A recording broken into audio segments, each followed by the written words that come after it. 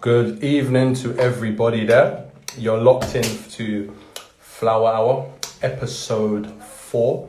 Today, I'm going to be having Lavinya on from the Black Curriculum. So I'm really excited. It's a conversation that I think has such a great relevance in a time like this. So I hope most importantly, that you enjoy.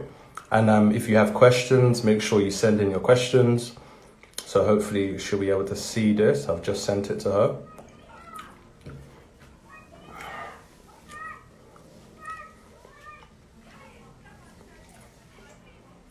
Hope you've seen it. Get ready. We're going. Perfect. Let's go.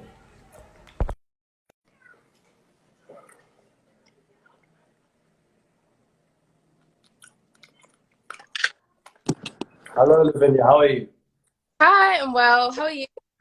I'm good. I just had some food. I've been throwing a frisbee for the last 3 to 4 hours, so my body is exhausted. Trust me, in this heat, it's so hot. But the heat is beautiful, don't you think? I don't know. I feel like it's nice to look at and like see, but it's Yeah. so and it just makes me feel like really like tight and sticky and stuff. But yeah, it's nice to have. Yeah. No, but I think I suppose in my head the heat is a metaphor for the conversation that's hopefully about to ensue. Matting. Let's go then. Let's go. But yeah, I wanted obviously for you to introduce yourself to my audience because I've shown some of your work. So yeah, I'll let you introduce yourself so everyone knows who you are.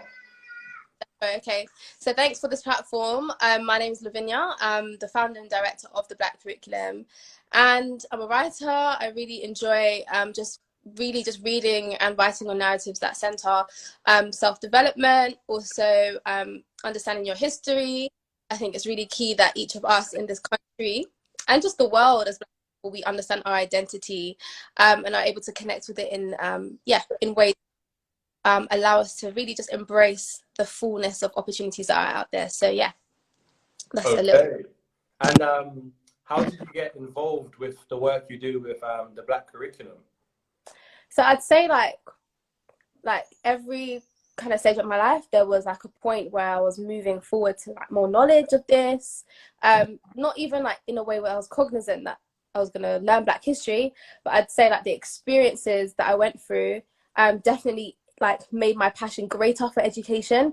It made my passion greater for Black history particularly. So I feel like the catalyst happened when I was in New Zealand. And okay. Over in New Zealand, I went to study Indigenous land rights. That was like my initial kind of like course, but then it kind of developed into learning more kapa haka and also like Maori culture as well. And I was just like, this is mad. Like, this is just so important because I don't know if you know about the history of New Zealand, but similarly to like other colonized countries, like they were colonized by the British, and like their land was stolen, and it's still kind of like it's still in a place where they're unable to have full claim over their lands, right? So for me, it was just being in a new context, but still the same kind of struggles of like colonialism, erasure, just miseducation, just more generally. And for me, that was really like, it was really powerful to see Maoris engage in their history, be very proud of it, but also recognize that it needs to be done from an earlier age. So I was just like, say less. Like, I remember being in the lecture hall, like writing my plan, like when I come back to London, I'm gonna do this curriculum stuff and I'm gonna make sure that our histories are taught. And I was just chatting, like, I'm not gonna lie, I remember doing one presentation and I think one of the questions was about like, what are you going to do when you like when you finish this class? I was like, yeah, I'm going to go back to the UK. And at this point I didn't have nothing, but I was just talking it into existence, like, yeah, I'm going to go back. I'm going to have this curriculum that's like Black history is focused. So anyway, took that back to the UK, made sure that I connected with like specific individuals that were very aligned with the idea already, so it didn't need to like take much explaining or proving. And yeah, I met Bethany and Lisa, who have been with me from the start, and we basically developed the syllabus that is now the basis of the Black curriculum, my baby. And yeah, like that's how it started. Yeah. Wow. That's a powerful journey, and what you manifested has come into real life. And obviously, I want to work with the Black curriculum because it's something that I've been speaking about for years. It's work that I didn't really promote on Instagram, but I think what's happened now with the George Floyd and with COVID, it's made having a Black-centered curriculum for a British context all the more important. And I wanted to ask you, so you're one of the co-founders alongside someone else, if I'm correct? I'm the founder, and I had people help me to develop Oh, stuff. wow. Yeah. So you're the direct founder. Yeah. And so I want to ask you, as a founder, what is your vision for the Black curriculum, especially in the current context that we're living in? Yeah. So for me, it's really important that every young person knows their history. And I'm not Black people. I think it's key and absolute. It's of absolute importance that Black people know their history. But for me, it's really, really key that everyone knows more accurately what Britain is. Right. I think there's so much kind of like ways in which history has been misconstrued and taught in a way where ultimately like we're disempowering young people because we're presenting them lies about what the benefits, quote unquote, of the British Empire. We're you know, not really detailing the whys. As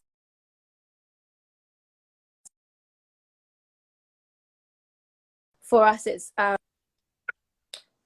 all young people are fully empowered through, and that's the vision. It's the broader vision that history is a tool to awaken to awaken your, you know, the things that are in you. And I think like if young people are able to connect with that, see themselves as relevant in the society, they can then go forward and do much more, because it's about opening that jar. And I think when we're closing the lid with lies, it definitely just manifests in many different ways, and we see it every day. I've seen it for myself personally. We probably have like family members or even ourselves have all experienced ways in which we've been marginalized, ways in which we have experienced the erasure of the. I feel like that follows you throughout life. So if we can basically bring people into a place where we're giving them the full truth, full accuracy of British history, but more black more generally, I think that gives us a sense of like purpose. So yeah. And I think we would both agree that British history is over romanticized, it's devoid of truth, and it nourishes the individuals, especially the white British population, on the idea that their national heroes were heroes, when in fact, many of them were nourished on the bedrock of destroying Black bodies and slave trade and so on. And I wanted to ask you, as you said, that people are not truly empowered, they're disempowered by the curriculum. How do you think a Black curriculum could empower, especially the Black population, but also the wider population that we are in contact with? Yeah, I think currently the current curriculum, what it does, it's under, or rather what the function of it's underpinned by a sense of like nationalism that is focused on a very specific kind of nationalism, that is Britishness. This idea that like, you know, whiteness is superior, anything other is below that, and like that is born out of Eurocentric ideology. So for us, it's about not just providing Black history as a replacement, but being able to engage in other narratives that aren't Eurocentric, and giving Black people's ideas, thoughts, contributions, the space to flourish. And what that does, it allows young people and also adults as well to really critically analyze the world. And I think that opens up a breadth of opportunities. It allows young people and also to fully just engage with the structures that we have, dismantle them, and provide more creative solutions to the world that we have. Because like I think once you've understood that you've been living a lie, you now take the steps to, you know, I mean, like unfold that. So I think it's really important that a Black curriculum is not only just like Black history as a replacement tool, but as a mechanism that like allows people to really just like indulge and bring up different narratives. So yeah. Let me just move because my signal is acting up a little bit. Let me just go. Let me go into one of my other rooms. Okay. 1 second. I'll come back. My signal is. Okay.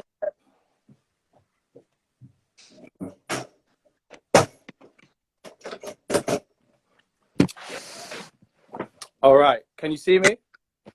I can see you. I can hear you. All right. Your screen looks black. I can't see anything. Yeah, I don't know what happened there. but you can see me, right? I can see you. Yeah, that's weird. Well, hopefully everyone can still see you. If Oh, oh, okay, perfect. flip, So, flip. so we understand that the current system that we have is very much from a Eurocentric lens, and that the Black British population makes up 3% of the population in England, and has such a major impact on the everyday experience, the contributions. We've seen how this hostile environment with Windrush spoke a lot about the history that we haven't challenged, especially in Britain. How can the Black curriculum force the British government or the people around them to challenge their own narratives when they've been told a lie for so long? Because people are going to be quite resistant naturally. How do you see change coming about? It's a great question. I think like when you're presented with knowledge that you're not used to or you haven't kind of like engaged with before, there is apprehension. I think that's just a natural human reaction. Like, I've never heard of this. How do I know it's true? And you have questions like, you have questions. And I think, especially with young people, what we see in delivering that content is that they are curious, and I don't feel like curiosity is negative. It's not a negative emotion. It shows that you're actively listening, and I think that's part of the process of unlearning. It's part of the process of really being open to understanding a more accurate version of history. And like with learning something new, I think that opens up the doors to being able to just self-reflect. And I think again, like that is a critical process as part of the mission of decolonizing, if you like. Like you have to be able to understand and listen and reflect before you act. So I think, yeah, naturally you're going to get pushback. We've got pushback, but we know why we're doing this, and so there's always a rationale, and we can justify what we're doing because of the history of it, because we see the impacts of that. So I think with the teaching, I think it's about providing care and support for those people who are not necessarily there yet and are young and need that like encouragement in their journey, but for those that are just like very reactive, and that emotion of like curiosity not being the first stage but rather the reaction, a negative reaction at that, I think it's just a process of allowing them to come to terms with themselves and like, yeah, just being patient with the journey, because everyone has a starting point and entrance point. Like for me, I'm lucky because it started off quite early. I'm not gonna lie and be like, I went to Saturday school. That wasn't me, but I had books. My mum gave me books. I went to SOAS, which questionable, but still still allows you to like learn histories that you don't get in usual it's neoliberal, right? So I'm not gonna like separate. It's still part of the same structure, but I do believe that like I was vision that I had like lecturers who were of African descent me our history, and that's not something that you get every day. So Yeah. I feel like we all have our own starting point, and it is natural to feel like, you know, curious, a little bit like confused. Like I remember feeling like why don't I know this? And I felt like I had to know this stuff, especially when there was other white people in my class. Like why don't I know my history? Do you know what I mean? And it made me feel a bit embarrassed because it's like it's something that has been taken from me. And you know, I think it does bring up these emotions, but I think like identifying them and understanding how to work with them is really key, because it's a process of learning, and learning isn't just like taking it in. You're gonna have to read that. So yeah. And I think Marcus Garvey best said it. He said that a people without knowledge of their history is like a tree without roots. So, and I think, unfortunately, with a large proportion of the Black community, we are trees without roots. And that's not necessarily our fault, but now we have the weapons to be able to find that. And I think the Black curriculum is going to be able to help that. One of my biggest issues is when I've gone to schools, and I think probably you've experienced this too, children are so happy to see a Black guy teaching or a Black woman teaching, you know. And I think I was reading a lot of research that Black teachers are cultural mediators for children, so they help to bridge certain barriers. Also, it's important for young Black children to see other successful Black.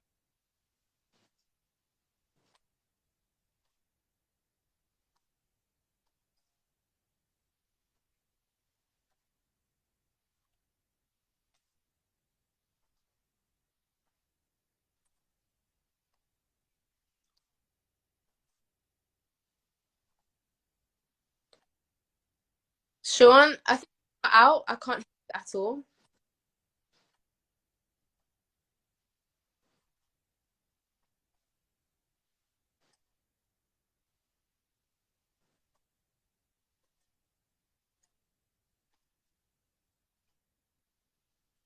Hello?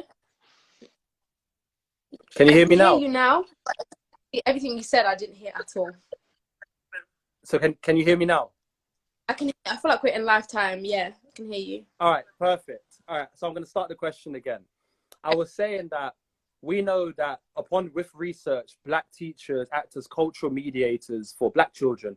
We also know with Black children, it's important for them to see successful Black role models who are also successful due to the achievements of the mind and not just the body. Because typically when we think about the Black experience, it's sports, it's music, it's all these different things that don't suggest that we're